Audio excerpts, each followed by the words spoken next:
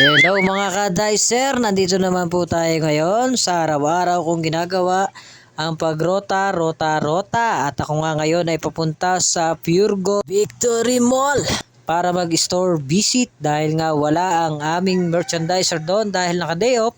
Ay ako muna ang pansamantalang hahalili sa kanya dahil yun na nga ang trabaho ng isang tactical commando, ang rumota sa mga day off, vacant at saka absent. Pero if wala namang day off at vacant at absent, ay rorota naman tayo dun sa may mga dicer na solo lang. Ayan, nakita nyo na nga, nadadaan ako dito sa tunnel. Kung may KB ang tunnel nga diyan sa Batangas, ay meron din naman ditong Victory Balibago Tunnel. Yan, yung mga hindi pa nakakarating doon sa tunnel dito sa complex, ay nandito lang po yan sa may Victory Mall ang tunnel papuntang Lagusan, papuntang Langit, papuntang Employees Entrance pala. Yan, bali tinapat mo nga sa akin yung camera at nag 0.5 charges mo na we're okay, and the okay, yay. Ay. Pero syempre parang medyo nahiya ako doon at may dumaan na tao. Ayan, naipakita ko sa inyo yung Victory Mall Tunnel. Kung may Kibyang Tunnel ay meron syempre Victory Mall Tunnel. Dito lang yan sa Santa Rosa, Balibago, Victory Mall, mga ka-dicer. Ayan guys, ipapakita ko sa inyo mga ka-dicer. Oh. Pag tiningnan mo yan mga ka-dicer, ay lalabas dyan yung mga zombie. Oo, yung mga zombie.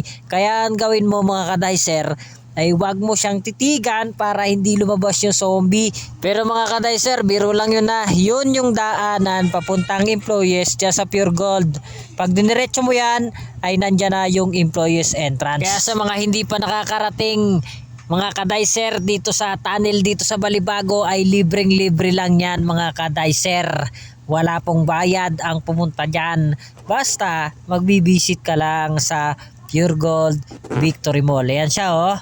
Ayan, di ba? Yun yung daanan papuntang Employees. At ito naman, diniretso ko na nga at papakita ko na sa inyo yung Employees Entrance. Pag diniretso mo yan, makakasalubong mo yung mga zombie. Yung mga tao pala ng empleyado ng Victory Mall. Ayan siya mga ka-dicer, di ba? Madilim yung daan, kaya kung malabo ang mata mo, ay wag mo nang pumuntahan kasi baka madapa ka lang at pag nadapa ka ay baka hindi ka masalo ng iba. Kaya wag kang madadapa kung hindi mo kayang bumango mag-isa. Ayan na nga at palabas na nga ako, tapos na ako, bali naka 4 hours duty na nga ako dyan at talaga namang medyo nainip pa ako noon kasi ang tagal nung 4 hours duty, pero okay lang yun kasi ganun talaga ang trabaho namin.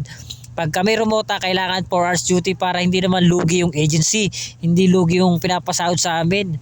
Diba?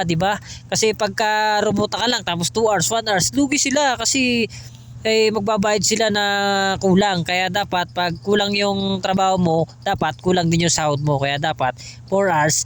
4 hours sa isang outlet, next outlet is 4 hours para 8 hours at legal at bayad talaga yung trabaho natin. Yan, narito na nga ako sa may labas. At pupuntahan ko na nga ang aking sunod na outlet.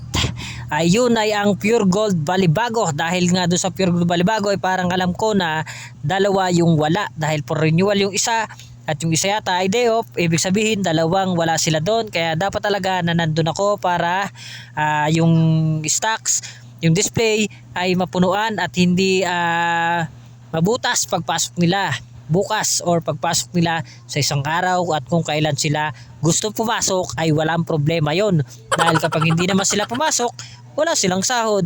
Kaya nasa sa kanila na yon. Pag hindi sila pumasok, wala silang sahod. Pag pumasok sila, may sahod sila.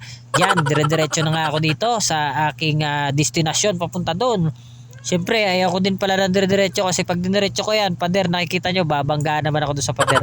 Kaya pagdating ko sa dulo niya, na siyempre, medyo kakaliwa ako ng konti sa may diretso le. Yan, dito na ako sa may Chowking at parang medyo nagutom na nga ako at parang gusto ko na nga pumasok dito. Pero pag tingin ko sa bulsa ko at tingin ko sa pera ko, naku po, ay wala na pala akong pera dahil hindi pa pala sahod. Kaya kailangan natin ngayon ay dahil wala pang sahod, ang kailangan natin ngayon ay si Master T. Alam nyo ba ang ibig sabihin ni Master T? Kasi pag hindi mo kilala si Master T, ay wala mo yayari. Kailangan Miss Master T, ibig sabihin si Master Tipid ang kailangan natin kapag hindi pa tayo sumasahod. Kaya hanggang dito na lang mga ka-dicer. Salamat!